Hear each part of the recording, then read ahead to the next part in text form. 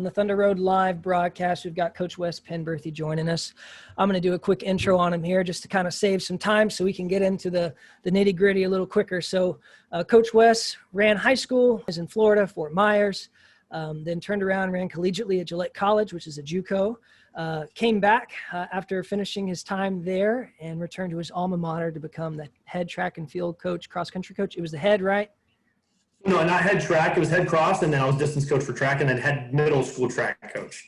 So. Gotcha. Okay. So he worked there for 4 years, had a lot of success, state runner-up track team, a couple top 5 finishes in the 4x8, 7 individual state titles, which is a pretty big deal in Florida, as we all know, is a legitimate track and field state for sure. Third, team placed as high as third in cross country, sent athletes off to Florida State, Miami, Indiana Wesleyan, and Mississippi College. He then went on to volunteer at a D2 called Florida Southern, trying to get his feet wet and learning the college game, which is where he wanted to end up all along, before then landing a volunteer job at Oklahoma. He was there with me for a year before landing the job at Georgia Southern. Since arriving at Georgia Southern, he's been there 3 years, has broken every school record besides the pesky 800-meter record. And yep. I'm sure he'll get them soon. Yeah, we got more people joining here. I'm sure he'll get that record soon, going into year 3, and has had success across the board there and is building something really special. It's been a real pleasure to get to work with Wes. And then also I'm really excited to kind of tap into his experiences at the many different levels he's had since starting coaching today. So hopefully we can kind of go mining a little bit for some pearls of wisdom. So Wes, thanks for coming on today, man. I appreciate you having me, man. It's really exciting. Yeah. So you've kind of playing off the lead in there. You worked at a lot of different levels. I mean, you saw basically every level there is in existence, from high school all the way up through the JUCO, the D2, the D1, Power 5, non-Power 5. I'd like to just hear a little bit about what those teams looked like, maybe a little bit about some of the commonalities between some of those state championship teams you had, along with the conference, maybe championship teams you had, or All-Americans you got to work with, things like that. What were some of the commonalities between all of those environments you've been a part of? Yeah, I think one of the big ones was probably commitment. I think even at the high school level, like you said, I do love that you had to throw the caveat in that Florida's a legitimate track state. They are. States there. But so I think, it actually is pretty tough winning some state championships in Florida. Yeah. And so I think commitment, because especially at the high school level, you get, especially because I was coaching at a small Christian school. And so it was a wide range of kids some were just soccer players that were coming out to practice a couple days a week, and being on some relays and things like that. And some were running, year round, just taking a couple week break at the end of seasons and things like that. And we're going hard. And those particular athletes were kind of where our success was at for the most part. And we had the right amount of, big thing too is its talent as well. So we had really good talent along with commitment, as you see that at the NCAA level with All-Americans as well. And so commitment, talent, and obviously, like you said, with Florida State and Miami, kind of having some athletes that go there, we had a little bit of it, especially in our, at our school. So I think that's one of the biggest things right there was commitment. Yeah, just commitment to the task, commitment to being a student of the sport. I've always said high school coaches have the harder job, because you're there teaching a kid that maybe doesn't know everything, or even worse, thinks he knows everything that there is to know about running. And you're there kind of pounding it into their head every day. Hey, this is what an elite athlete looks like. Hey, this is what an elite athlete looks like. And then right as it clicks, you got to send them off. And then us as D1 coaches kind of usually receive that end product. So it's like the biggest blessing a college coach can have truly is a high school coach that's dedicated, to their kids and their craft. And I imagine that relationship also has to change. Would you say? Absolutely. Yeah. So basically, I think in high school it becomes kind of like you said, they're young kids. They either think they know everything or they think they know absolutely nothing, right? And so it's kind of teaching them first of all what training should look like. What does elite training look like? Kind of maybe even having to kind of deal with the parents saying, well, I don't think my kids should run, more than 3 days a week, things like that as well. And kind of working with that, and it's really kind of you really more teaching, and it's not necessarily a back and forth relationship. And so that transition to college, it really, you have to take ownership of your own training. You have to take responsibility for your own training.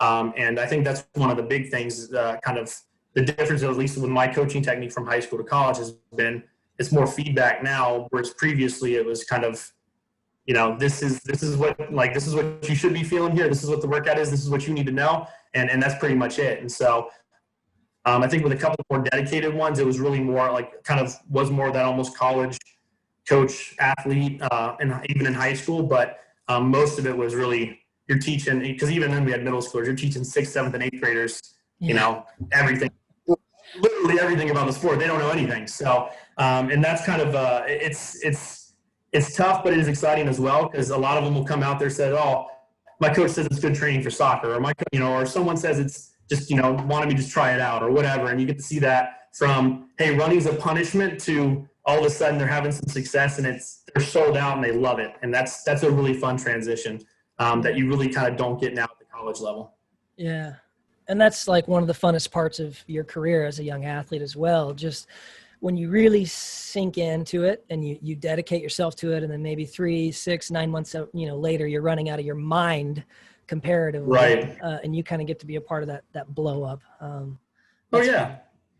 That's fun, yeah. Dude. And so you get to kind of live through their success a little bit in that sense. So, yeah. And they have so many PRs at that young age, like everything's a PR. So they're always excited. Yeah. Yeah. There is a lot of excitement. I think it's interesting. You said, a big difference there is just the idea that they're taking more ownership, or they have to be successful at the next level in college. And I think it's fair. Any high school coach that has sent someone on to the college level has probably sent some on who then fell off the bandwagon, and it's honestly, I'd say the odds are, man, they could be right down the middle.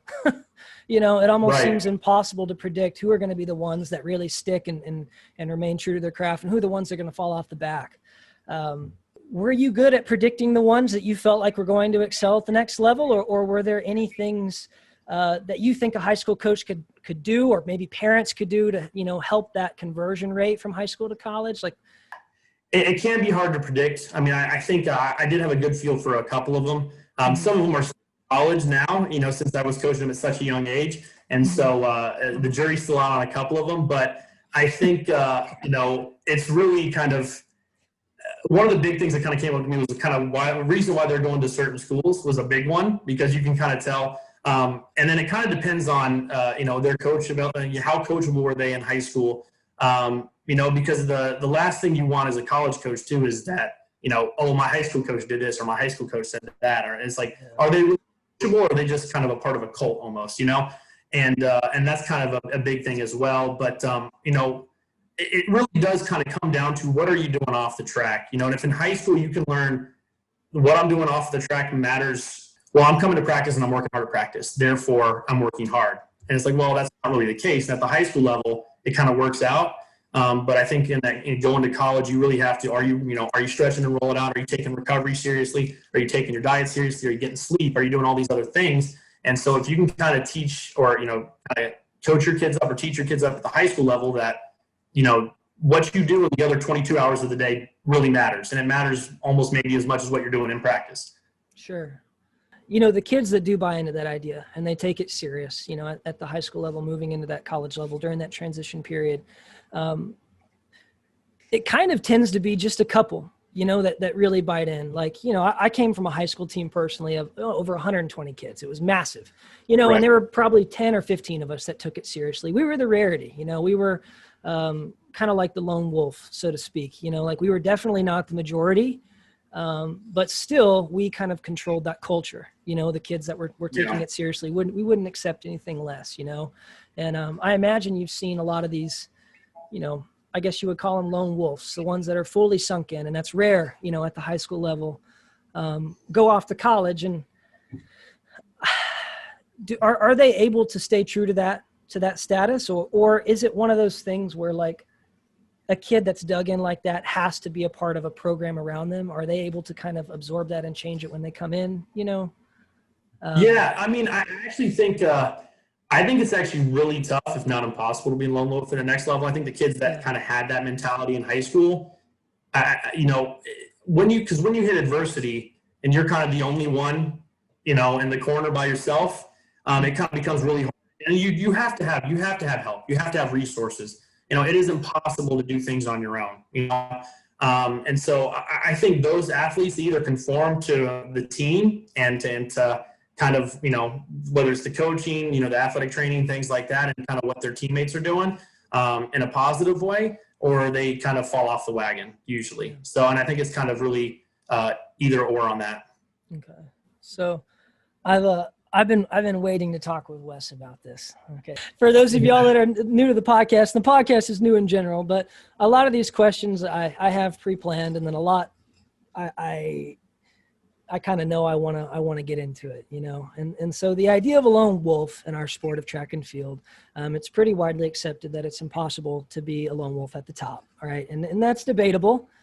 It's debatable. I think there are people out there that maybe go to a school with a bad culture, yet they remain true to themselves, and they kind of have to be a loner to get it done, but they get it done, and one of the famous quotes I always like to rely on is, hey, motivated people find a way, even if they have to go it alone sometimes. Right. And so I guess what I'd like to kind of talk with Coach Wes here about is I've been watching the Jordan documentary, The Last Dance, and I'm watching it, and I was on the phone with Coach Wes last week, and we were kind of having a festive argument about whether or not Jordan was a lone wolf, and whether or not if he would have had as much success as he would have had at maybe another team where everybody didn't fall in line. And so I don't know, Wes. Like, I'm watching this documentary. When Jordan shows up, they call it the cocaine circus. That's what they called the Bulls. Right. And I mean, they were partying. They were a terrible team. Nobody was taking it seriously. Jordan lived a college lifestyle amongst all of his teammates that were doing stupid crap. And he definitely didn't start out the way he ended it, which was, in your face, my way or the highway type thing. Right. I don't know. Can you sit here and argue he's not a lone wolf?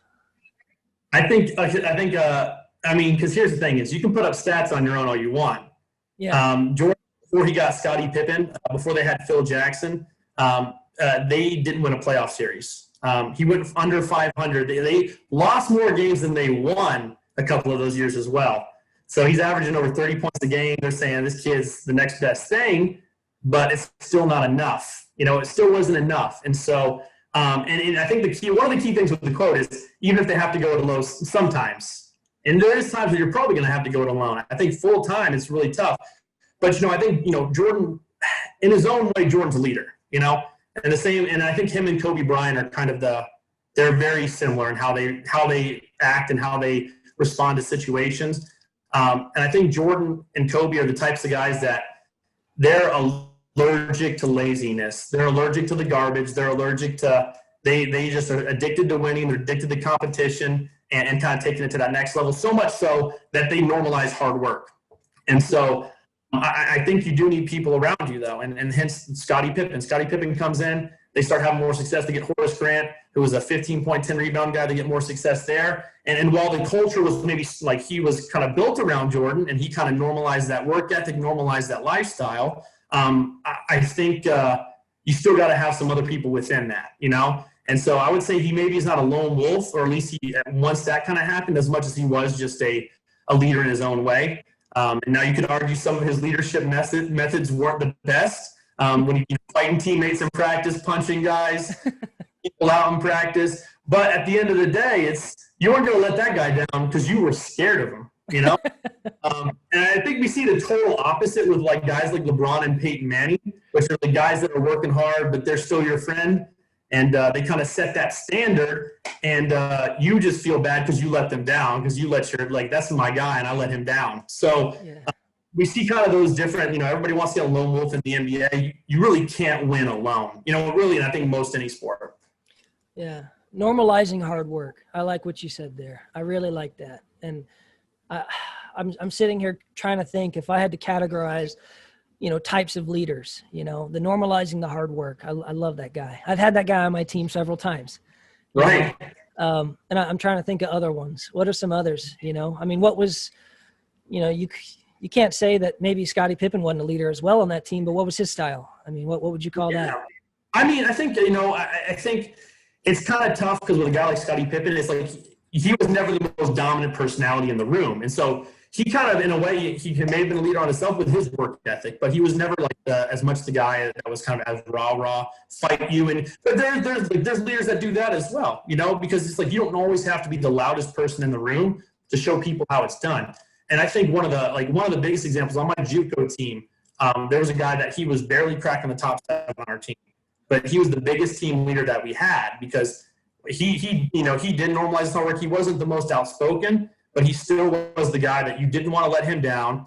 He just he maximized his potential and maximized his talent. And at the end of the day, you can't really ask more out of anybody to do that. That in and of itself is somewhat true success, is just maximizing your own potential. And so everybody else was kind of like, we're gonna work our tails off so that he can also have that success, and so we don't let him down as well. And so I think there's totally different types of leaders in that way. So you have guys like that maybe are more soft spoken. Lead by example. Yeah, exactly. And then you have people like Kobe, who are in your face. Yep, in your face. They're gonna get to the gym at 4 a.m. just so you'll show up at 6. Yeah. So theoretically, all right. So let's say you've got those two types of guys on your team, right? You're coaching at wherever. I don't care what level. Okay, high school, college, doesn't matter to me. Right.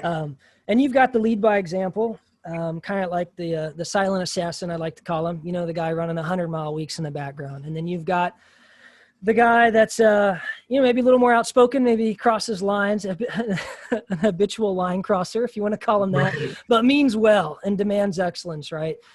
You as a coach, do you believe in declaring one of those guys captain, team captain, or do you talk about those roles formally? How do you manage those two personalities? How do you get the most out of them? Yeah, I mean, so personally, at least in my time in the college ranks, I've done team captains at the high school level.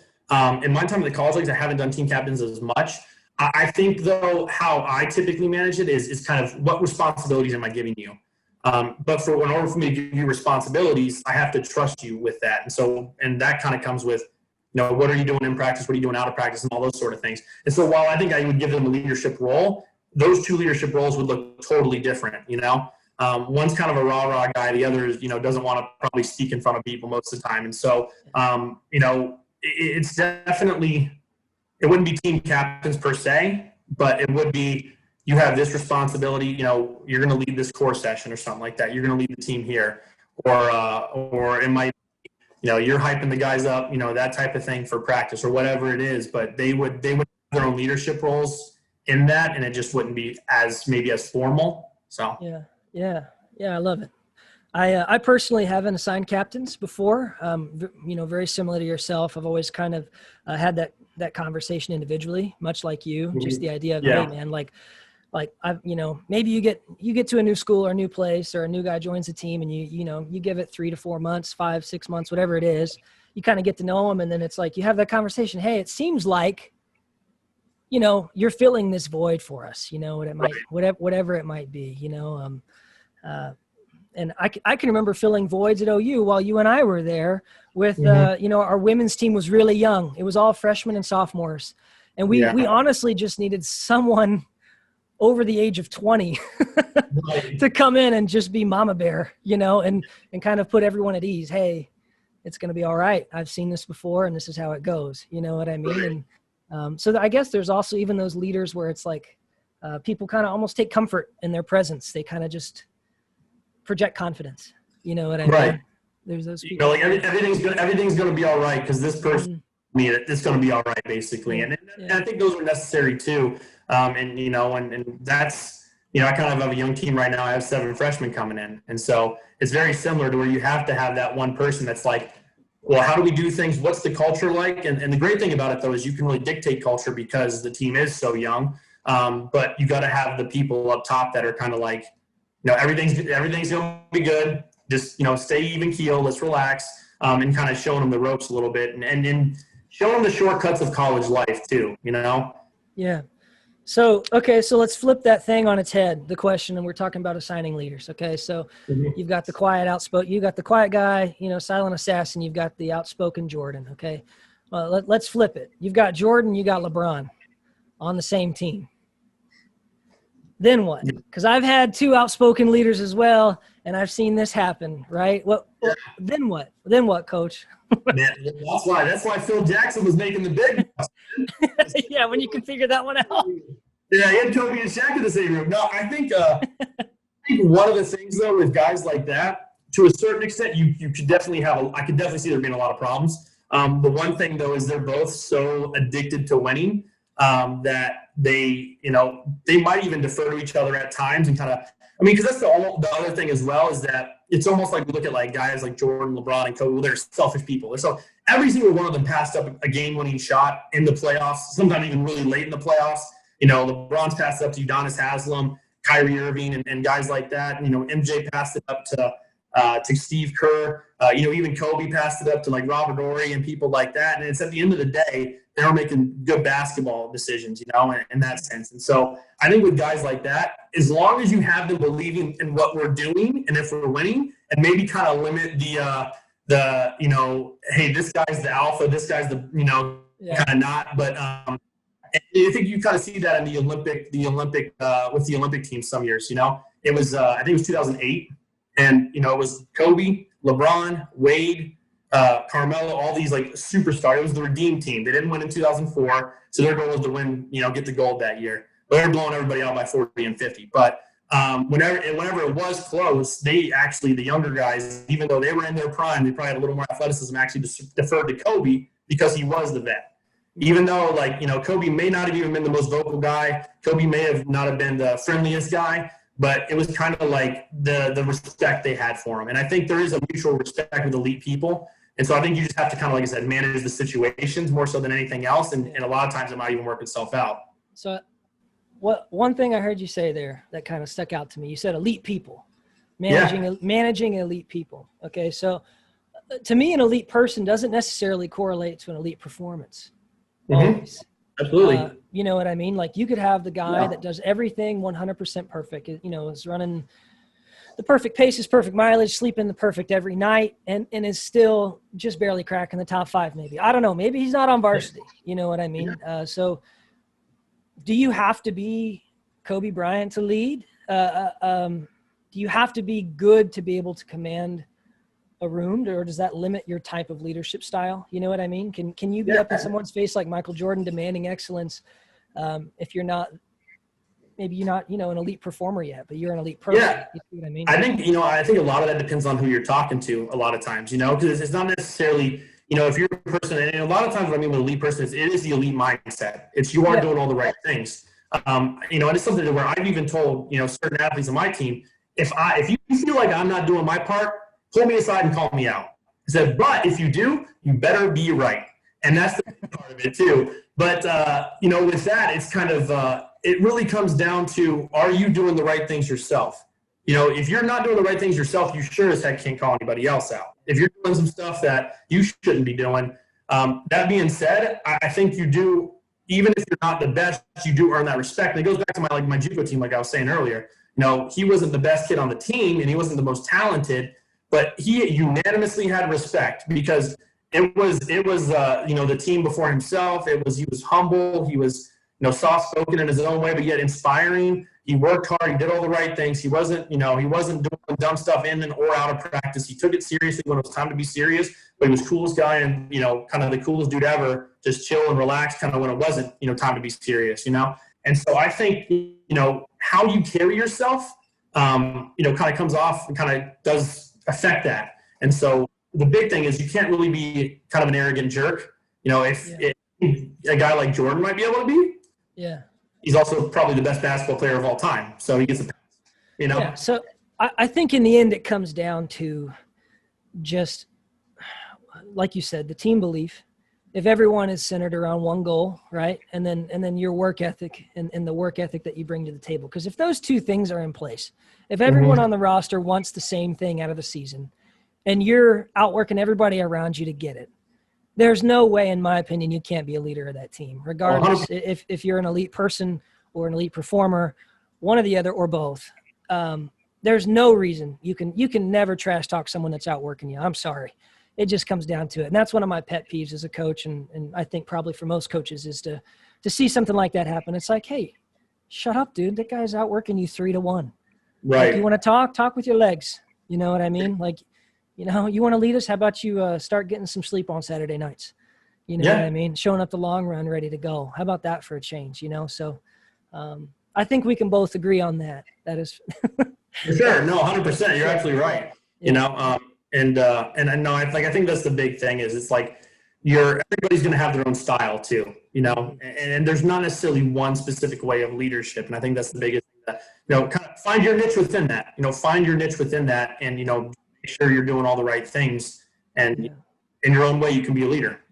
So the answer to the question, are there any lone wolves at the top? It sounds like maybe yes for a short while, but long-term, no. Could we kind of put that little thing in there? I mean, hey, you could say, you know, somebody made it there on their own, but it's going to be a lot harder staying there without the coaches surrounding you, without the help surrounding you, without the teammates helping you get there, right? Yeah. Yeah, absolutely. Maybe that's a fair statement, or a fairer statement, you know, than saying that's a fair compromise. I think it's a fair compromise anyways. So okay. Yeah, no, I mean, I can work with it. I can work with that. Yeah, I guess it's a great way to put it. And that's why I think this part of your statement is, you know, like I said, you can kind of go it alone for a while, you know, but I don't, when it comes to winning championships, although when it comes to winning championships and things like that, I think it's really tough to kind of pull everybody up to your level. I agree. Pull or push, regardless. So either way. All right, Wes, we pretty much knocked that one out of the park there. So wanted to definitely cover leadership styles there with you. Before we let you go, trying to keep this podcast pretty generally under 30 minutes so we can kind of keep it hard hitting.